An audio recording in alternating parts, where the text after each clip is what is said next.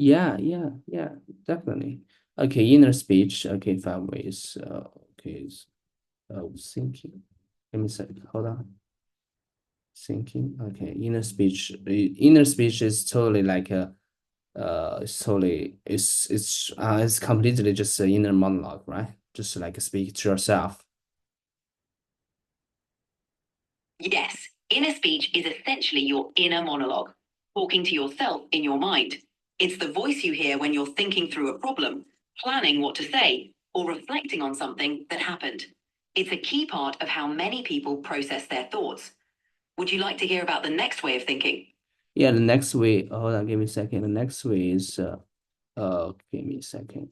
Mm, The next Take your way. time. The next way is inner seeing. Okay, inner seeing, and okay, the next way is inner seeing. Give me a second. Ah, Sure, inner seeing means visualizing, creating yeah, pictures. I knew it's inner seeing. Give me a second. I'm writing. I'm taking notes. Got it. Take your time to jot down your notes. Mm, yes, I'm taking notes. I'm taking some notes. Okay, so okay, No problem. Let me know when you're ready to continue. okay. Oh, okay. Go on. Got oh, inner thinking. Okay, so the next is inner seeing. Is inner seeing. Inner seeing. Okay, Yes, inner seeing. Okay, so oh my gosh. that's right. TWCEMT. Go on. Okay, okay. Oh my gosh, what happened? 2022. Okay. I I'm got here okay. I'm whenever you're okay. ready. Okay, I'm just correct the fonts because I need to make it how to say that, just as the same, and the title I don't know how to describe it, just like every title the font sizes should be same. How to say that? You're adjusting the font sizes to make sure they're consistent across all titles. It's important for readability and making your notes look neat and organized. Take your time to get it just right. Yeah, that's right. Okay, so okay, so we gotta here we are and uh inner okay okay. Okay, so we can talk about. Okay, so we can talk about the we can talk about inner sea. Imagine an image in our minds that doesn't match what we're seeing in reality. Okay, so here's my example. Whenever now I was there's some pictures in mind about New York, and I was planning to go to American. So I think that's called the inner seeing thinking, right? So here's my example, and just could you just polish it? Yeah. Sure. You can say, for example, right now, I have some pictures in my mind about New York as I'm planning a trip to America.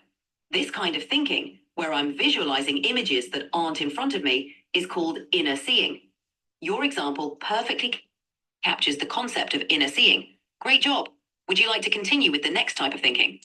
Yeah, I would like to. Okay, so let me see the next type of thing. The next type of thinking is unsymbolized. It's Unsymbolized. unsymbolized thinking, but without employing words, images, or others symbolic methods of communication. For instance, it might go through motions of brushing your teeth without consciously, is conscious Consciously. consciously envisioning or telling yourself to complete each step.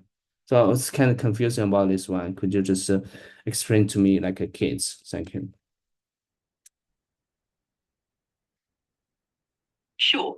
Unsymbolized thinking is when you think without using words, pictures, or any other symbols. It's like having a thought that doesn't take any form you can describe. For example, when you're brushing your teeth, you just do it without thinking in words like move the brush up and down. It's a thought, but it doesn't have a clear shape or form. It's more like a feeling or a knowing without needing to put it into words or images. Does that help explain it? Yeah, could you give me more examples? Thank you. Sure. Here are some examples. One, riding a bike. You just balance and pedal without thinking about each specific movement. Two, finding your way home. You know the route without picturing the map or saying the directions in your head. Three, feeling hungry. You just know you need to eat without thinking in words or images. Four, solving a problem. Sometimes you just know the answer without going through a step by step process in your mind. These are thoughts or actions that happen without needing words, pictures, or symbols. Would you like to continue with the next type of thinking? Oh yeah, here's an example. We started thinking about how to swim because I already know how to swim. So I already know it in my mind. I know how to pull and I know how to catch, pull, and kicks in the water. So it's my example is correct. Yes, that's a perfect example. When you swim, you don't consciously think about each movement, like pulling or kicking. You just do it because your body knows how. This is unsymbolized thinking. You perform the actions without needing to consciously think about each step. It's like your mind and body know what to do without having to put it into words or images. Would you like to hear about the next type of thinking? Oh yeah, just could you just use an example and I mean just I'm just polish my example. I just want to make a note. Yeah, thank you.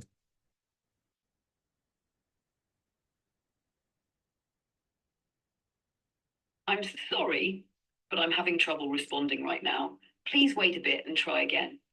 Okay, hello there. Could you just hear me? Hello? Yes, I can hear you. Oh yeah, I just want to say could you I mean would you just uh you know what I just said my exam I just gave you just intense I just said I just said one example. Could you just use my example to make it perfect about the swim, you know? Of course. Here's a polished version. When I swim, I don't consciously think about each movement. My body just knows how to pull, kick, and stay afloat without needing to think about it step by step. This is an example of unsymbolized thinking, where the actions are automatic and don't require conscious thought. Does that work for your notes? Okay, I think so. Okay, let's see.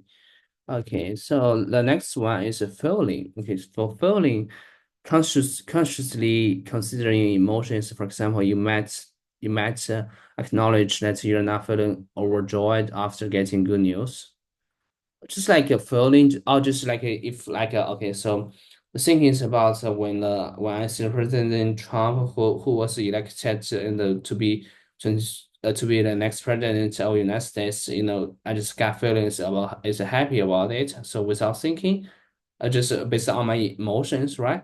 But I didn't think too much. I didn't think anything. Just just got this news, but my emotions turns happy. So how is it like thinking? Yeah, could you just give me some scenarios about it? Thank you. Absolutely. Emotional thinking is when you focus on your feelings without putting them into words or images. For example, hearing a favorite song. You feel happy and nostalgic without needing to think about why. Watching a scary movie. You feel scared and tense without forming specific thoughts. Getting a surprise gift. You feel grateful and excited instantly. In these scenarios, your emotions guide your reaction without needing to think in words or pictures. It's about feeling the emotion directly. Does that clarify it? Oh yeah, I got just when you ever okay, exactly like whenever we hear the happy song, like a joy song, and it makes we just feel so happy about it. Just we didn't think about it, right? We didn't just it's about how our feeling, right? It's about our feels. And when we hear about sad songs about breaking up, about something else, and only our emotions will turn to sadness and tragic. Is that correct? Exactly. When you hear a happy song, you feel joyful without needing to think about why. Similarly, a sad song can make you feel sorrowful or nostalgic just based on the emotions it evokes. Your feelings respond directly to the music, bypassing the need for conscious thought. It's all about how the emotions are triggered by what you hear. You've got it spot on. Would you like to hear about the next type of thinking? Oh yeah, that's so great. And could you just polish my example, just about something? Yeah. Sure, here's a polished version. When I hear a happy song, I instantly feel joyful without thinking about it. It's all about how the music makes me feel. Similarly, when I hear a sad song about a breakup, my emotions turn to sadness and nostalgia. It's a direct emotional response to what I'm hearing. This captures the essence of how emotions influence our reactions to sounds. Does this help for your notes? Let me see. Okay, let's think is I think that helps. Okay, so there's the last about thinking. There's last way about thinking. Okay, so okay. Great. The last way of thinking is sensory awareness. This is when you focus on sensory experiences like touch, taste, smell, sound, and sight. You're fully aware of your senses without needing to think about them in words. For example, enjoying the warmth of the sun on your skin or the taste of your favorite Idly. food. It's about being present in the moment and fully experiencing your surroundings. Would you like to know more about this type of thinking? Idly. Idly. Okay, so idly thinking about one's sensor. Okay, okay. I don't know how to pronounce this word. Okay, Sensory. sensory. What's the meaning of sensory? Sensory relates to your senses: touch, taste, smell, sight, and hearing. Sensory awareness is when you're fully aware of these sensations. For example, feeling the softness of a blanket, tasting a sweet apple, smelling fresh flowers, seeing a beautiful sunset, or hearing birds chirping. It's all about being in tune with what your senses are experiencing. Would you like an example to help illustrate this? Okay, just like I kind of like I kind of just okay. There's like something like unrelated. It's like illusion correlation. I guess it's not just illusion. I think it's the kind of related is about when I see the sensory and I was thinking about the sensor or this sensor chip or cell phone. Like detect something, detect the distance, like detect the weather, something else like that. Sensory. I see what you mean. Sensor in technology, like in a cell phone, detects things like distance, temperature, or light. It's a device that picks up on sensory information. Similarly, sensory in human terms is about our senses detecting the environment around us. So while the terms are related, sensory in our discussion is about human perception, whereas sensor refers to a device's capability to detect and measure things. Both involve detecting and responding to the environment, just in different contexts. Would you like more examples of sensory awareness? Sensory awareness. Sensory awareness. I was idly thinking about one sensory aspect of the environment while not thinking about the others. For instance, on a windy day, you may feel the wind and notice the way it makes your clothes blow around you, but instead of thinking about that, you focus on your thoughts on how cutting the wind feels on your hands. Yeah, could you just give me just some simple example? Sure, here's a simpler example. On a windy day, you might feel the breeze on your skin and hear the leaves rustling, but you're not thinking about it. You're simply aware of the sensations, the coolness of the wind, and the sound it makes.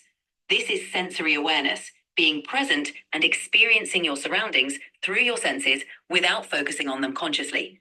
Does this example help clarify sensory awareness? Sensory awareness. Okay, I see.